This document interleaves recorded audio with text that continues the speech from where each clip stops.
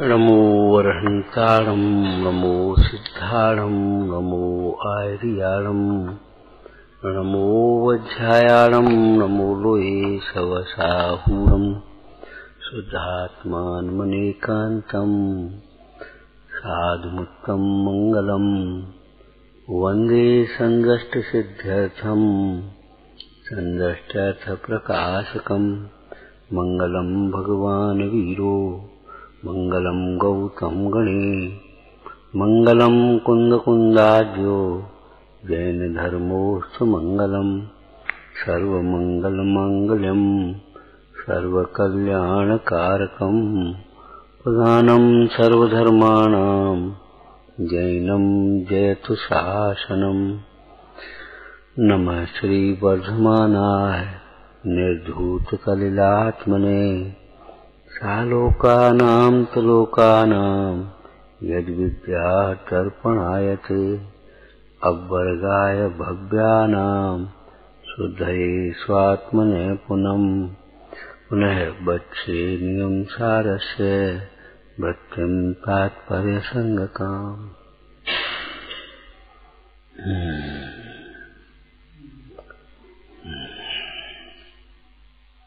नियम सार जी परमागम में परम आलोचना अधिकार स्वाध्याय में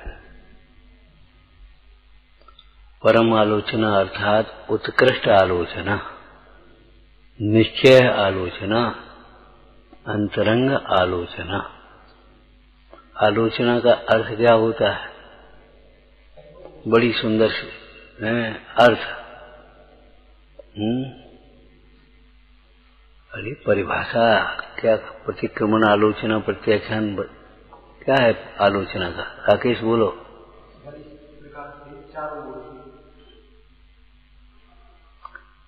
ये शब्दार्थ है कि परिभाषा है? वर्तमान के दोषों की शुद्धि। प्रतिक्रमण माने भूतकाल के किए हुए दोषों का निराकरण, शुद्धि। प्रत्याख्यान भविष्य काल के लिए दोषों का त्याग।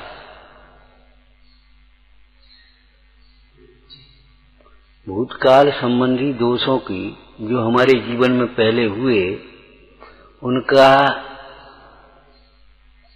विचार करते हुए उन्हें मिथ्या समझना। मिथ्या समझना माने हो गई सो गई, जाने दो, ऐसा नहीं। वे दोषों से आत्मा कहीं दोष रूप नहीं हो गया। जैसे एक दृष्टांत बताएं, कोई कपड़ा अभी मट्टी में गिर गया, मैला हो गया। अब उसको अपन ने धो दिया। अब कहो ये वही कपड़ा है जो कल मैला था, ये वही कपड़ा है मैला। क्या करोगे बता? अरे भाई मैला था और गिर गया। क्या कहा था? वहां बैठो, कहा था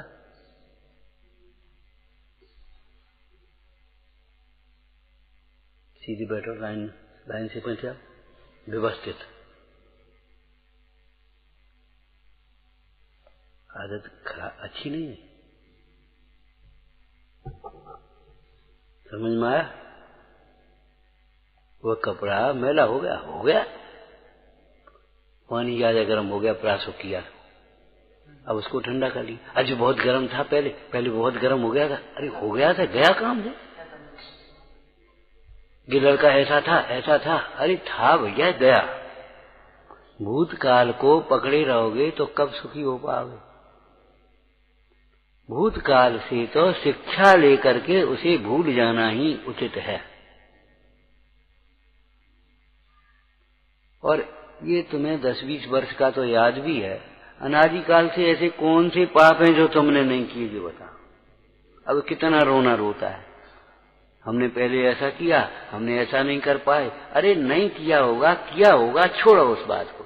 वर्तमान में उनको लक्ष्य करते रहोगे तो वर्तमान और बिगड़ जाएगा।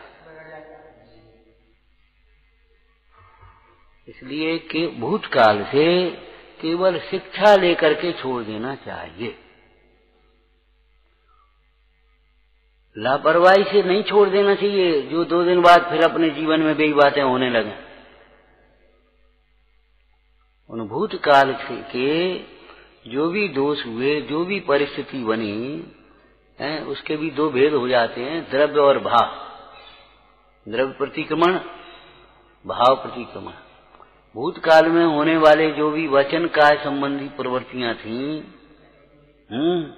उनको लक्ष्य करके, अच्छा इसने ऐसा कहा था, अरे कहा था तो अब बिना कहा तो हो नहीं रहा, अब क्षमा करो और आगे बढ़ो। तुमने कल ऐसा नहीं किया था, अरे नहीं किया होगा भैया, आप कर दो। हम कहते हैं धर्म क्षेत्र में भी आकर के ऐसी बातें बहुत होती हैं। हमने अपने अनादिकाल से अपने आत्मा को नहीं जाना, अरे नहीं जाना होगा, आप जान ले। हमने अपने सत्समागम नहीं किया, अरे तो अब कर ले। कोई कहे हमने सवेरे से रोटी नहीं खाई, सवेरे से रोटी नहीं खाई, अरे नहीं खाई होगी तो आप खा लो ना बस। अब हमने सवेरे से तो नहीं खाई, तो क्या करें बताओ, नहीं खाई तो नहीं खाई, आज नहीं खाया उस रोटी का ही।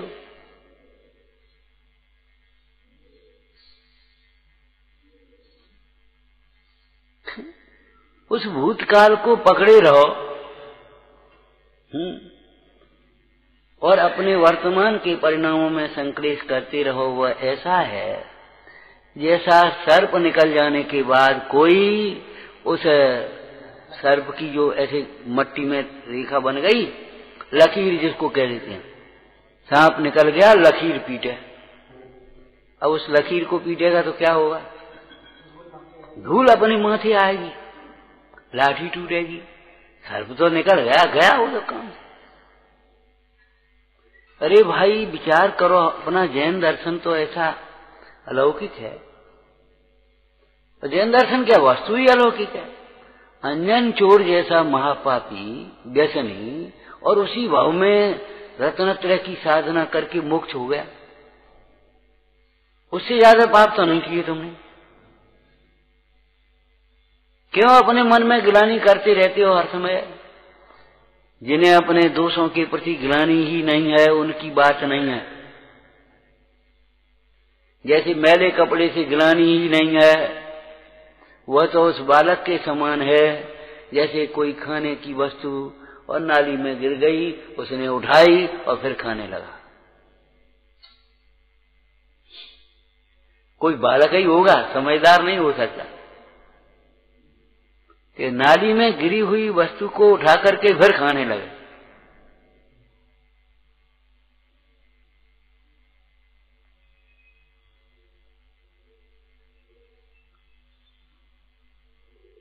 जो छोड़ने लायक है उसको तो छोड़ोगे ही, वो नाली में गिर गई, जाने दो और दूसरी गिर।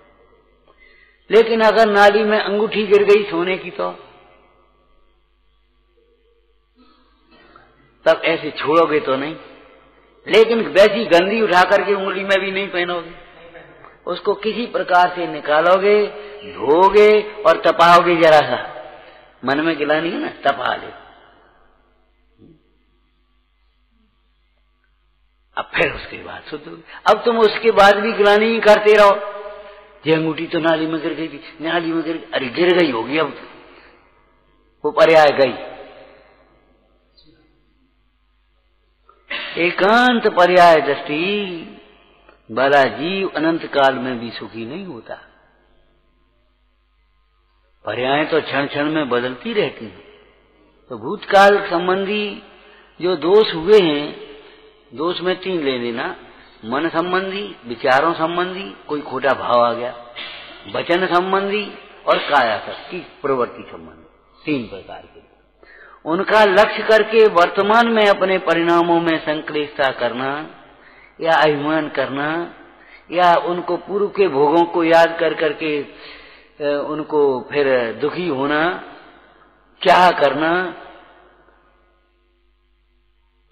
भोगों का तो बहुत लोग गाते हैं, बहुत अच्छी तरह गाते हैं। इस उम्र के लोग हैं, तुम बेटे क्या जानो, जितना हमने घी खाया उतना तुम्हें दूध नहीं है।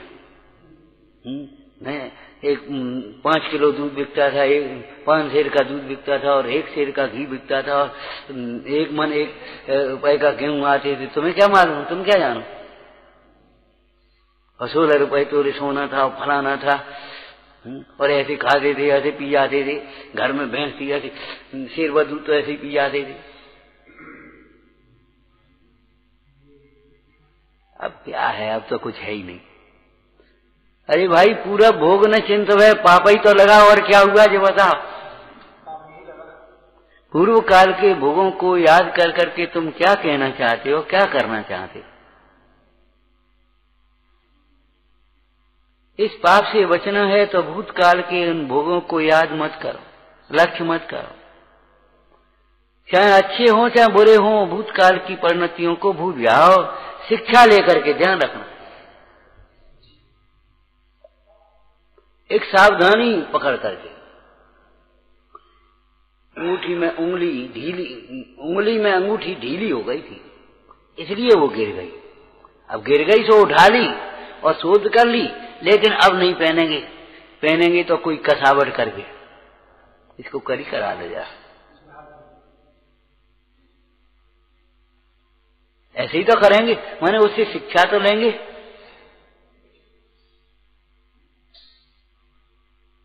ठोकर खा करके भी जो नहीं संभलता है वो तो इंसान नहीं।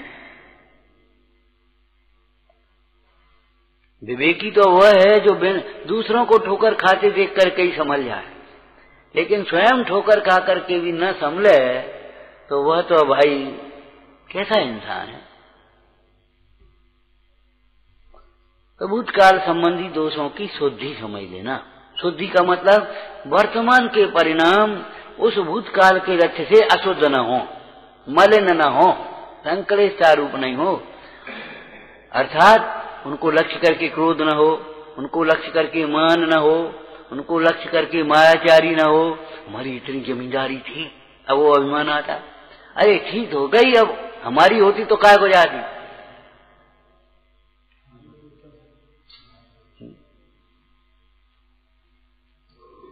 अब तो हमारा शरीर आधा नहीं रहा, उस समय ऐसा शरीर था हमारा, 50 किलो वजन ऐसे ही उठा लेते थे। अरे गया भूषण, कर्तृत्व का अहंकार ही तो है, क्या उठा लेते थे। वजन उठाना है तो संयम का भार उठाना सीखो। किंचन हाथी का भारा, आया भार शब्द है कि नहीं, लेकिन इस संयम के भार को वही उठा सकता है जो निर्भर हुआ हो, वेद ज्ञान पूर्वक, जिसने जगत का सारा कर्तृत्व का भार उतार करके फेंक दिया हो, वही संयम को धारण करने में समर्थ होता है। तो वो भूतकाल संबंधी चर्चा थी प्रतिक्रमण के संबंध में। वर्तमान आलोचना अर्थात वर्तमान के परिणामों की शुद्धि। आलोचना पाठ पढ़ने की तो बहुत रिवाज है। करूं शुद्ध आलोचना शुद्धिकरण के काय। इस आलोचना पाठ को हम क्यों कर रहे हैं कि हम केवल अपनी परिणामों की शुद्धि के लिए, उसका भी प्रयोजन पद्मनंदी स्वामी ने क्या लिखा है बताया था पहले। हे स्वामिन, हाँ, हे स्वामिन, आपके ज्ञान में हमारा भूतकाल वर्तमान काल भविष्य काल सभी झलक रहा है। ऐसी कौन सी परिणति और ऐसे कौन से दोष हैं जो आपसे छिपे हों।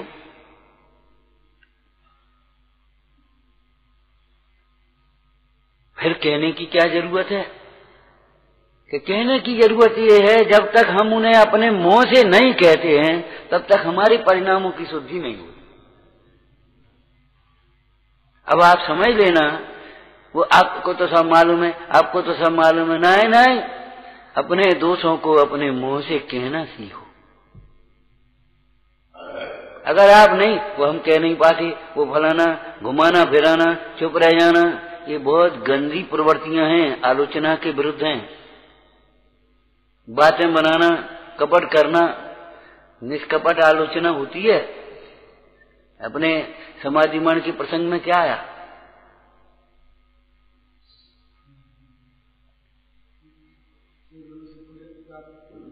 बढ़िया श्लोक है। हाँ, बोलो। हाँ, अच्छी तरह बोलो, बहुत सुंदर। आलोच्य सर्वम एनम, सर्व पापों की कैसे, एक शब्द बोलो, निर्व्याजम, निष्कपट आलोचना, बिना बहाने बनाए हुए, बिना कुछ छिपाए हुए, उसका नाम है आलोचना। जो पूछा तो बता दिए, नहीं पूछो तो हम क्या बताएं अपने, ठीक है।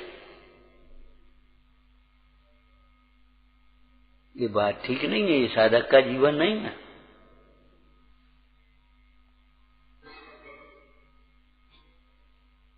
समझ में आया ना। तो आलोच्य सर्वमेनम निर्व्याजम, निष्कपट रूप से, हाँ बोलो, है कृत कारित अनुमोदनम, नहीं, मन से, वचन से, काय से, कृत से, कार्य से, अनुमोदना से जो पाप हुए उनकी निर्व्याज रूप से आलोचना करके, निष्कपट रूप से आलोचना करके फिर अब महाव्रतों को धारण करना, ये समाधि की अंतिम उत्कृष्ट क्रिया है। अगर समाज महाव्रतों की शक्ति सामर्थ्य नहीं है, कोई शरीर की अशक्तता, द्रव्यच्छेद काल भाव की प्रतियोगिता है, जो न बने तो घर में रह के सब सो हो निराला, वो सेकंड नंबर की बात है। भाई बात तो अपने सीखने की है। हम अपने दोषों को सहज भाव से स्वीकारना कब सीख पाएंगे? अगर नहीं है तो समझ लेना तत्व ग्रहण की पात्रता नहीं है। आप तत्व ग्रहण नहीं कर पाएंगे, ठीक है, थोड़ा बहुत अच्छा परिणाम है तो बहुत अच्छा है तो पुण्य बांध लेंगे, और मन में वैसी मलिनता और कुटिलता धरी है तो पाप भी बांधेंगे। सुन रहे हैं, पढ़ रहे हैं, कर रहे हैं, रह रहे हैं, लेकिन पाप बांधेंगे अगर मन में कुटिलता होगी। क्यों? बंध और मोक्ष परिणामों से होता है, केवल बाह्य क्रियाओं से नहीं।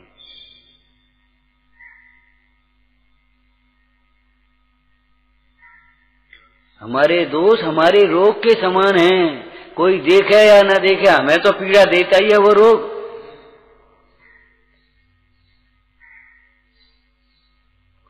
और उस पीड़ा के अभाव का उपाय रोग का अभाव ही है। उस रोग का इलाज करना, कोई कहे या न कहे, कोई देखे या न देखे, आत्महित पर दृष्टि रखना। और एक बात समझ लेना इस प्रसंग में, अपने बहुत से दोष आप दूसरों से छिपा सकते हैं। दूसरों से अर्थात छद्मस्तों से, लौकिक जीवों से। सर्वज्ञ से तो कुछ भी नहीं छिपा पाओगे। कैसी सुंदर चर्चा लिखी, जिनकी तुम भक्ति करते हो, पूजा करते हो, उनसे तुम्हारे दोष नहीं छिपेंगे।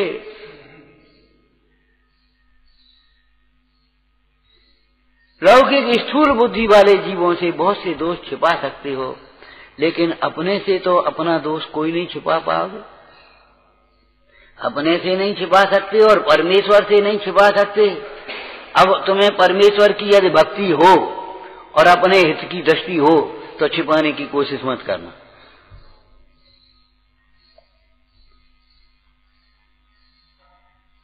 न तो परमेश्वर को छिपा सकते हैं और न आप अपने से छिपा सकते हैं।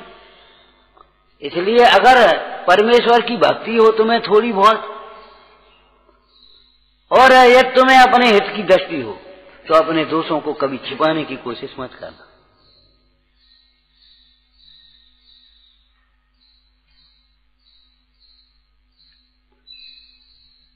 शरीर के जो मल होते हैं ना, जब तक निकल न जाए तब तक पीड़ा होती है।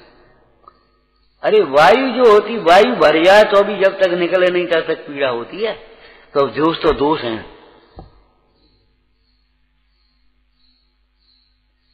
शारीरिक दृष्टि से भी आयुर्वेद में सूत्र है, दोषों का प्रकोपित होना या दोषों की विषमता होना यही रोग का कारण है, और दोषों के समन होना यही चिकित्सा है। इतना सा सूत्र बस केवल। अब वहां दोष बात पित्त कब है, जो तुम्हारे 22 परीक्षा में लिखे, बात पेत कप श्रोणित चारो, ये जब घटे बड़े तन माही। उपजत रोग, सब ये रोग उपायते।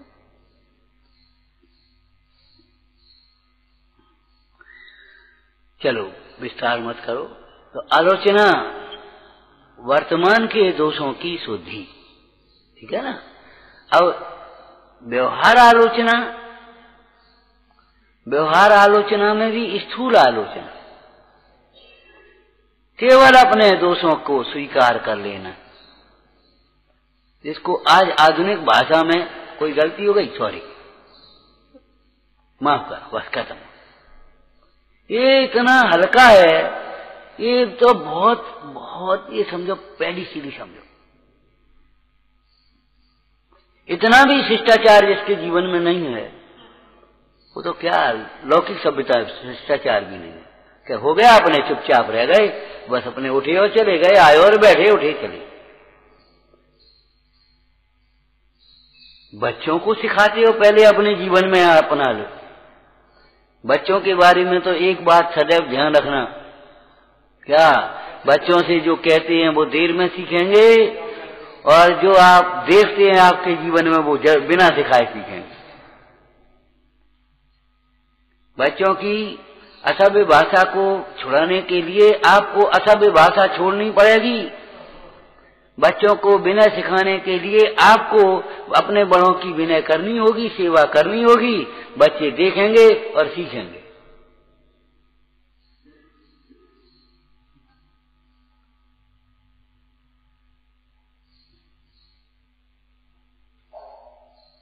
बड़े होकर के भी बच्चे मत बने रहो, हैं? शरीर की दृष्टि से तो बड़े हो गए और बुद्धि से बच्चे ही बने रहोगे। आलोचना, अपने दोषों को मात्र बड़े प्रेशर से स्वीकार किया, वो तो कुछ नहीं है। सही पूछो, कुछ नहीं है, दम ही नहीं हो उसमें।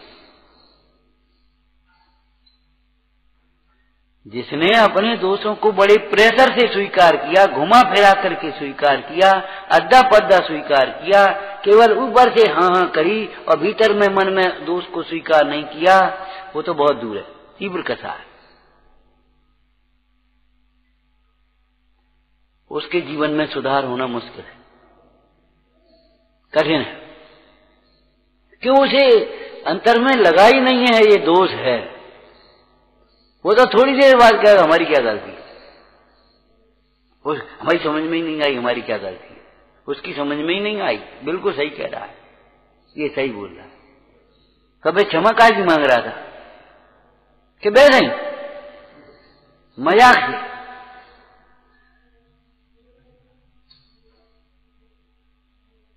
ऐसी आलोचना तेरे कल्याण में निमित्त नहीं हो सकती, ये कह रहे हैं।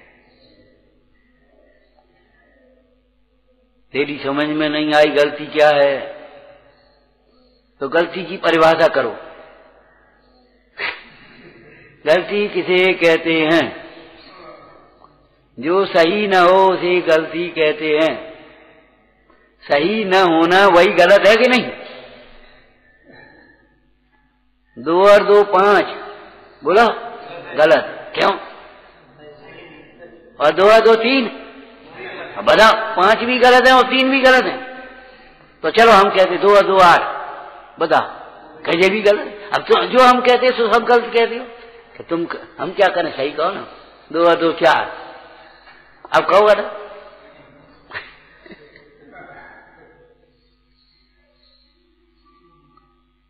तात्विक दृष्टि से आया, तात्विक दृष्टि से बोलो। वितराग सर्वज्ञ ही देव होते हैं, सही है।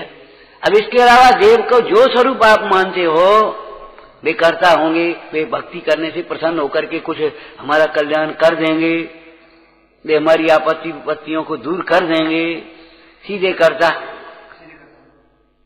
और हम कुछ भी करते रहें, सब माफ है वहां तो भक्ति कर लो, बस खत्म, पांव पकड़ लो, खत्म हो गई बात। ऐसे नहीं होता ईमानदार व्यक्ति के यहाँ, लौकिक में भी। तो भगवान के यहाँ कैसे होगा?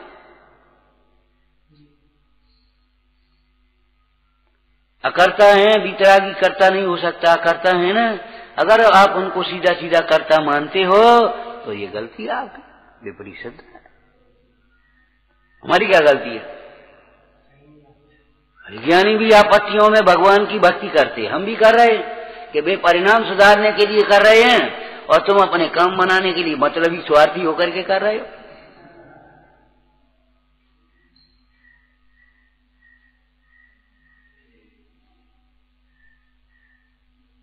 एक प्रसंग सुनाते हैं। एक बार प्रसंग ही सुना ले। सर्दी के दिनों में एकदम पानी ओला आ गया, सर्दी के कड़ाके की सर्दी, पूस माह की, और कड़ाके की पानी और ओला। सो नदी किनारे वे तुम्हारे मछुआरे, मछली पकड़ने वाले थे, उनकी भी झोपड़ी थी और लोग थे, और पास में अपने नगर था, सो अपने श्रावक लोग भी और सेठ लोग सब लोग रहते। अब जब पानी और उड़ा है सो झोपड़ी टप टप टप, अब वो बेचारा ठिठुरा और ठंड में, सो उस आदमी के मुंह से निकला, हे भगवान बचाओ रक्षा करो। तो उसके घर में एक छोटी लड़की थी, वो कभी कभी मंदिर में पाठशाला लगती तो वह जा करके पहुंच जाती संघ में, स्कूल में संघ पढ़ते होंगे तो वहां पाठशाला में भी पहुंच जाती। तो उसने कहा, पिताजी अब भगवान से कह रहे हो, भगवान रक्षा करो, इन मछलियों को ऐसे तड़फा तड़फा करके मारते हो, पकड़ते हो। उस समय भगवान की याद नहीं आती कि भगवान ने कहा ये हिंसा पाप है। जो दूसरों को सताता है, दुखी होता है, भगवान कहते हैं वह सुखी नहीं हो सकता। देखो ये लोग अपने आराम से महलों में, अपने मकानों में आराम से रह रहे, इनको सर्दी की वेदना कहाँ है? अपने आराम से ओढ़े, आराम से बैठे, अपन न पानी न कहियो, अपने भीतर आराम से रह रहे। पिताजी भगवान करता धरता नहीं होते, सीधे सीधे निमित्त निमित्त एक अलग बात है व्यवहार का। भगवान करता धरता नहीं है, ऐसा नहीं है तुम पाप करो और भगवान सुखी कर देवे हैं। तुम पढ़ो लिखो नहीं, अपने सिनेमा देखते रहो और मास्टर साहब पास कर दें, ऐसा नहीं हो सकता। तुम कुपथ सेवन करते रहो, डॉक्टर साहब तुम्हारे परिचय के हैं, बहुत अच्छे हैं तुम्हारे, तो वे अपने ठीक कर दें, तुम कुपथ करते रहो, ऐसा नहीं हो सकता। पाप का फल दुख होता है, पाप से दुखी होता है। पिताजी पाप छोड़ो तो दुख छूटे। बेटा तुझे ये बातें कहां से मिल गई कि हम वो जाते वहां पाठशाला में, वहां पढ़ाई जाती ये बातें? अच्छा, उसकी होनहार थी, कालब्धि थी। उसने कहा ठीक है बेटा, आज से हम इस मछली पकड़ने का, हिंसा का त्याग कर रहे हैं।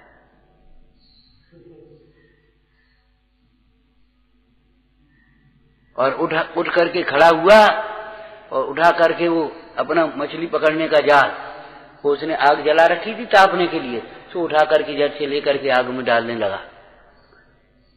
तो उसकी स्त्री बोली 2 रुपए का बिक जाएगा, काय को जो जराए काय करे। बोले जहां जाएगा वहां हिंसा कराएगा, तो जला दे। पाप को जलाना माने पाप के उपकरणों को भी जलाना। लड़की बोली पिताजी जब तुमने ये हिंसा मछली पकड़ना छोड़ा है, खाना पीना ये मांस छोड़ा है, तो अब भी तुम जो शराब पी आते हो, फिर अम्मा से लड़तो और मारतो और गारी फारी बकतो, तो ये भी छोड़ दो। तो बेटा आज तू कह रही है, आज जाने क्या हो रहा है, वो भी छोड़ दे। तो वो भी क्या कर दिया, और अपने ऐसी चर्चा करते ताकते थूकते दिन अपना रात पूरी हो गई। सवेरे उठे और तीनों प्राणी, पति पत्नी और वो लड़की, सवेरे मंदिर के चबूतरा पे पहुंच गए। सो पंडित जी अपने बाँच रहे और बस अपने ये श्रावक लोग बैठे सो सुन रहे, तो बैठे वो भी सुनते रहे। उसके बाद उन्होंने हाथ जोड़े, बोले साहब हम कजू कहें। बोलो भैया क्या कह रहे कि रात को ऐसी ऐसी घटना हुई और इस लड़की ने ये बात समझाई हमको, तो हमको भी सच्ची जम गई और हमने मांस मदिरा का त्याग कर दिया। तो ऐसे श्रावक सेठ लोग बैठे, बोले भैया बहुत अच्छी बात, तेरे कल्याण हो। पंडित जी बोले कल्याण हो। और सेठ श्रावक बोले भैया काउ चीज की जरूरत हो तुम हमसे कहियो, चिंता मत करियो, हम तुम्हारे सब तरह सहयोग के लिए तैयार हैं। तो झट से वो आदमी बोला हम सहयोग मांगवे नहीं आए हैं, हम तो आपको धर्मात्मा करके साक्षी करवे आए हैं कि आपकी साक्षी में नहीं हुआ।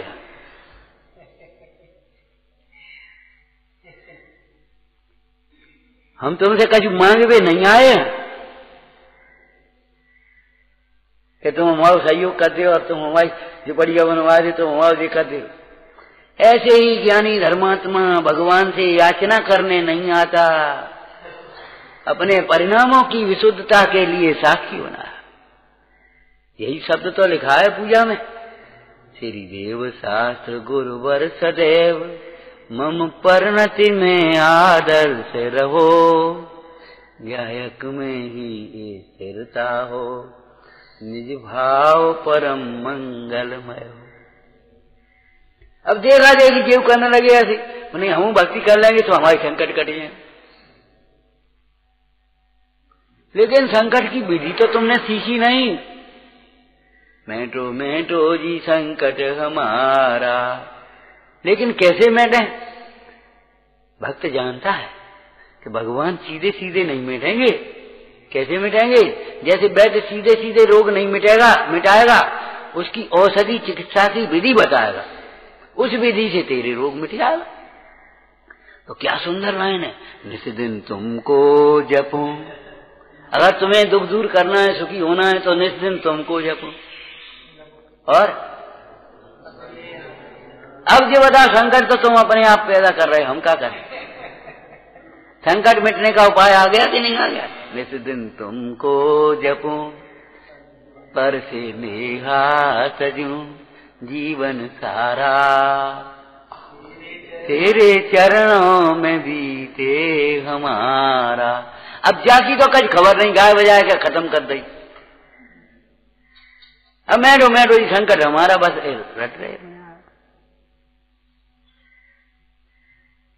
कल कहा था दीनता और कायरता जीवन का सबसे बड़ा अभिशाप है। दीनता और कायरता।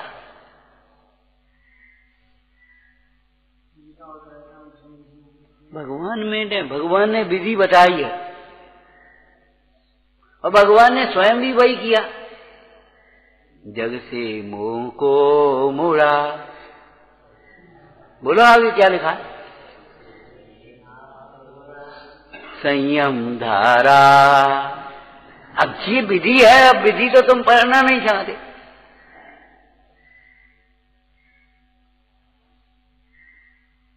और जहां तक दुखों की और सुखों की बातें हैं, लौकिक सुखों की बातें, तो देखो आगे क्या लिखा, जग के दुख की तो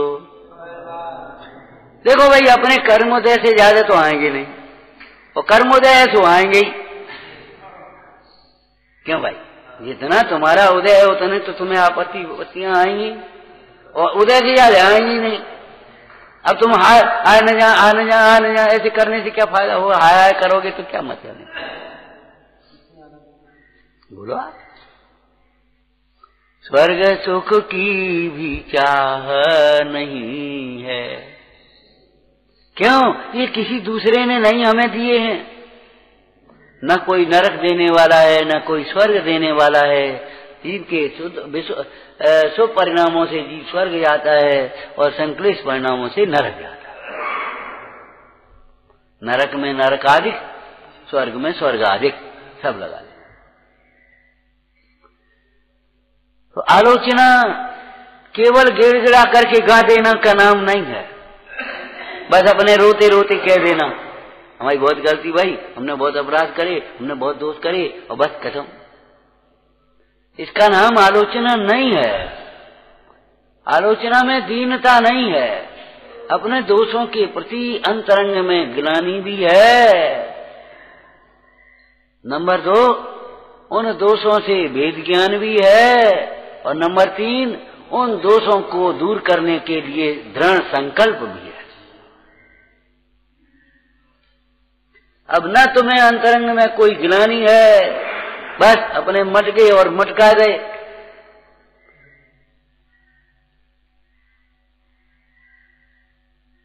और न उन दोषों को दूर करने के लिए अंतर में वेद ज्ञान है, उपाय है, और न ग्लानि दूर करने के लिए संकल्प है। तो फिर मतलब ही क्या है उसमें?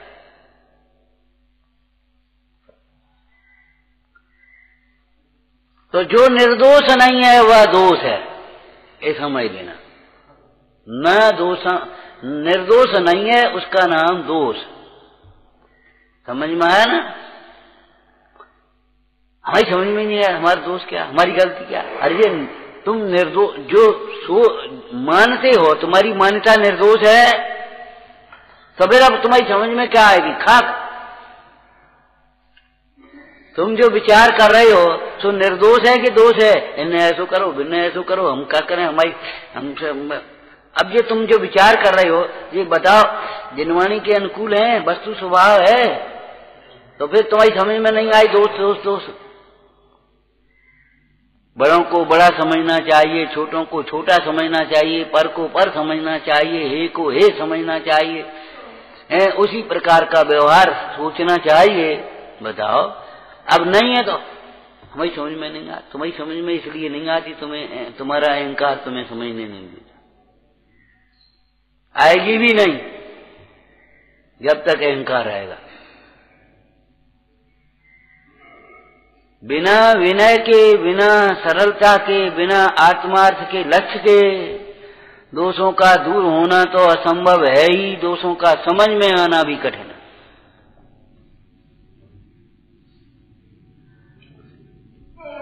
ये तो समझ में आता है इसने ऐसा किया, इसने ऐसा किया, इसने ऐसा कहा, पर का दोष तो समझ में आता है तुम्हारी। और यहाँ ऐसा होता है, यहाँ ऐसा होता है, यहाँ कोई बात्सल्य नहीं है, यहाँ कोई फलाना नहीं है, यहाँ तो पक्षपात होता है। ये तो समझ में आ रही तुम्हारी, ये कचरा भरा है जहर। अब कैसे समझ में आएगा? ये हमारे ही कर्मोदय के फल है।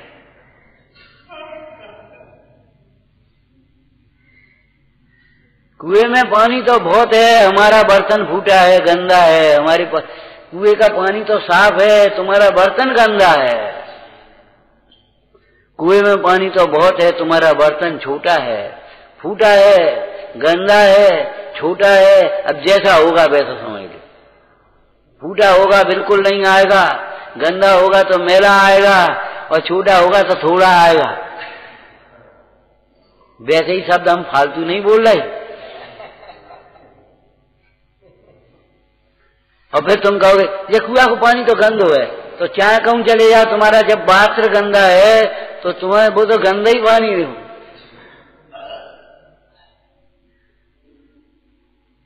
ये पात्र साफ करो।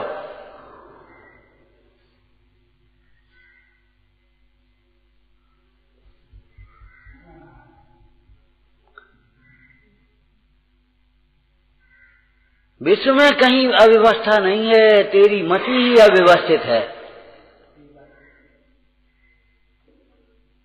समझ में आ गया ना? विश्व में कहीं अव्यवस्था नहीं है।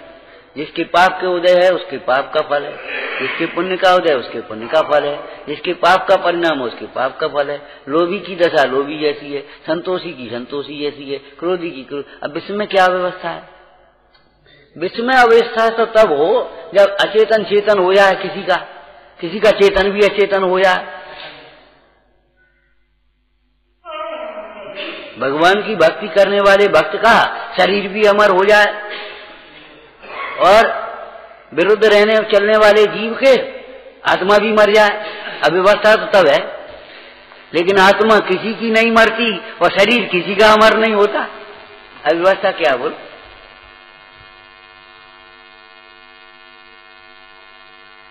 पापी जीव सुखी हो जाए, धर्मात्मा भी दुखी हो जाए, तब अव्यवस्था है। लेकिन पापी जीव के भी यदि पूर्व पुण्य के उदय से बाहर में अनुकूलता है तो सुख तो नहीं है।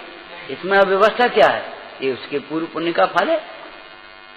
और धर्मात्मा जीव के भी पूर्व पाप के उदय से कोई शरीर में रोग है, प्रतिकूलता है, दरिद्रता है, अपवाद है, निंदा है, अगर ये होता है तो इसमें धर्म का क्या दोष हो गया? इसमें अव्यवस्था क्या है? ये तो पूर्व की व्यवस्था है ना, वर्तमान मात्र की तो नहीं है।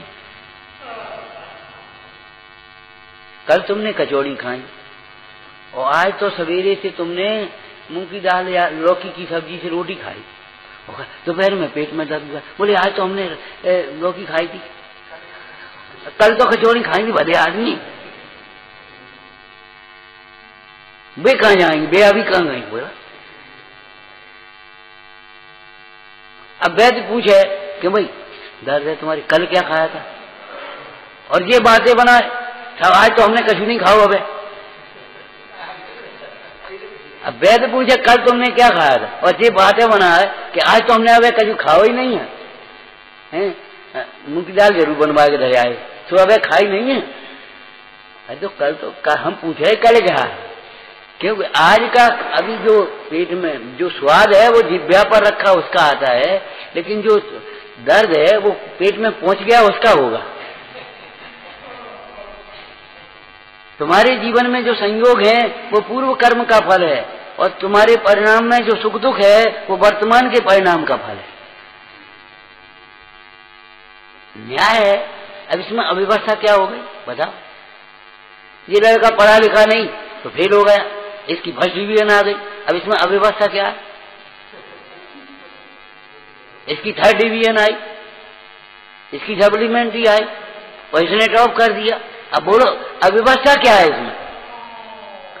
तुम जो व्यवस्था मान बैठे अपनी कल्पना में कि सबको बराबर, सबकी फर्स्ट डिवीजन आना चाहिए, तो ये तो तुम्हारी मत ही अव्यवस्थित है।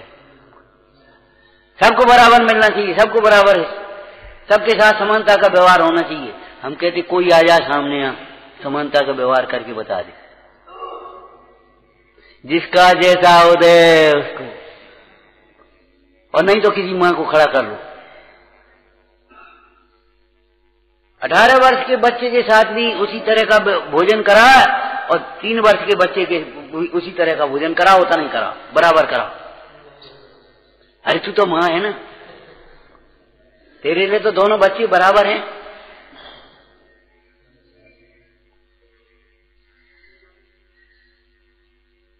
अगर 18 वर्ष का बच्चा इतना इतना सा कोर खाने लगे, क्या करता है? अच्छी तरह खा, अरे इतनी रोटी खाता तो क्या कहेगी मां?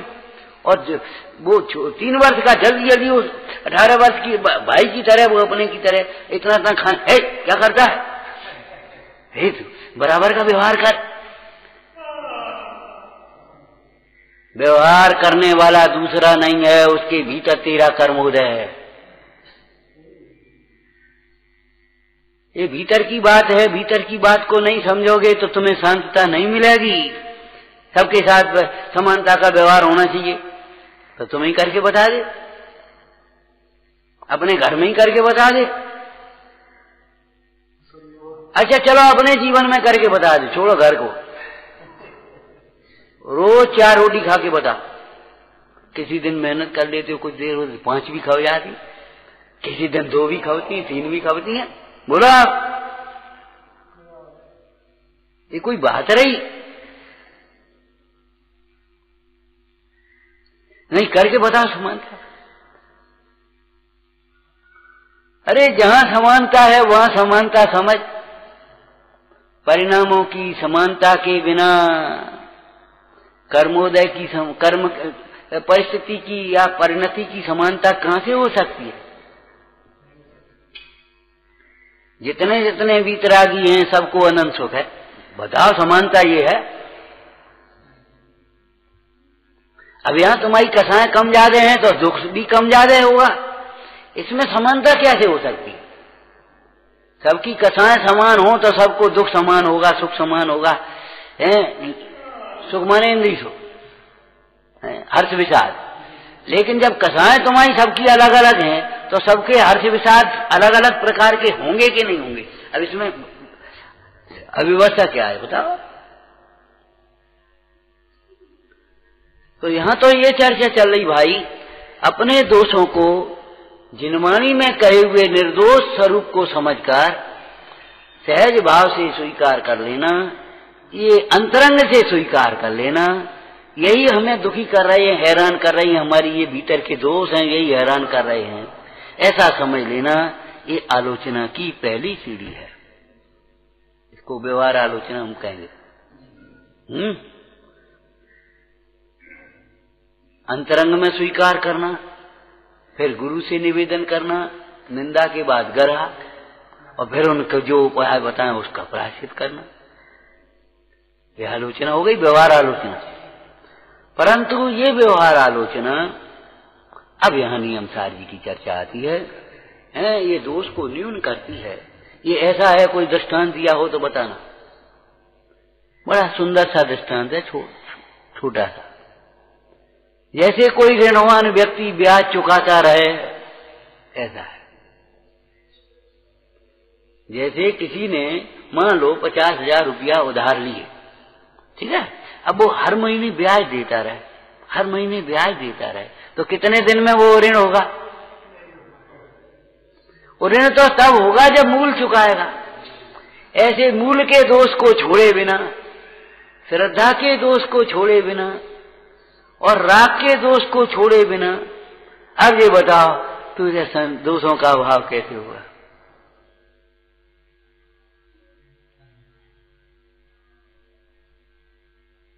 इसलिए इतना पर्याप्त नहीं है।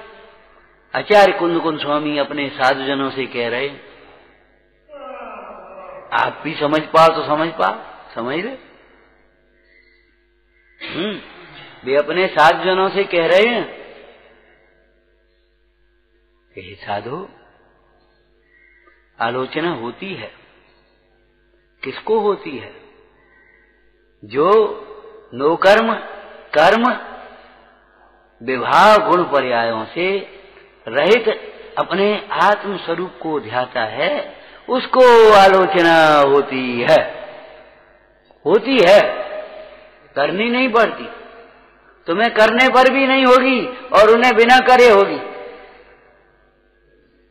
उस निर्दोष स्वरूप पर जब दृष्टि है और निर्दोष स्वरूप की भावना है, तो परिणति में दोष उत्पन्न ही नहीं होते।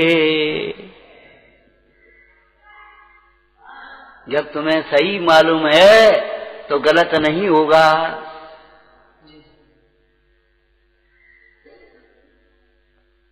लेकिन सही मालूम होने पर भी यह तुम्हारे जीवन में प्रमाद है, अभिनय है, लापरवाही है, तो गलत होगा सही मालूम होने पर भी। देखो ये लिखा है, यही है नहीं, ये इधर लिखा है क्या है? मोबाइल बंद रखो। एक कल्पना करो, अब तुमको मालूम है और तुम जल्दी यदि आए हो बैठ गए तो बच जाएगा। तुम भूल गए, तुमने इस नियम को, ये तो बाहर वालों के लिए लिखा, अपने लिए थोड़ी है, तो भूल जाए बस। तुम्हें अगर विनय नहीं है तो हमसे थोड़ी कह रहे, इनसे कह रहे होंगे, तो तुम्हारे जीवन के दोष नहीं मिटेंगे। जानते हुए भी तुम्हारे दोष नहीं मिट पाएंगे आचरण संबंधी। श्रद्धा सम्यक होने पर मिथ्यात्व दोष मिटा, अनंतानुबंधी संबंधी दोष मिटे, ज्ञान होने पर अज्ञान संबंधी दोष मिटा, और स्वरूप लीनता होने पर स्वरूप चारित्र संबंधी दोष मिटते हैं। ऐसा नहीं है केवल दृष्टि और ज्ञान होने पर सब दोष मिट जाए। आचरण के दोष तो स्वरूप लीनता होने पर। इसलिए क्या लिखा? ध्याता जो कर्म नो कर्म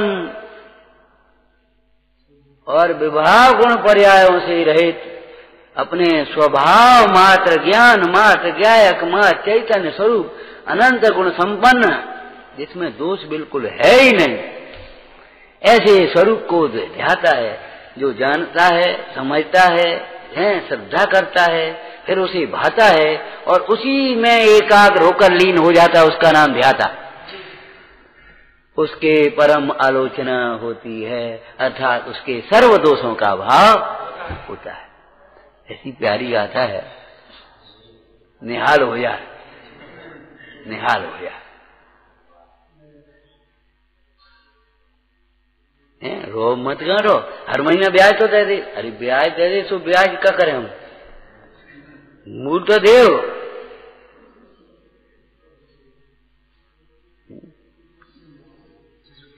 हम सॉरी तो बोल देते हैं, अरे सॉरी तो बोल देते हो, उस दोष को छोड़ो तो।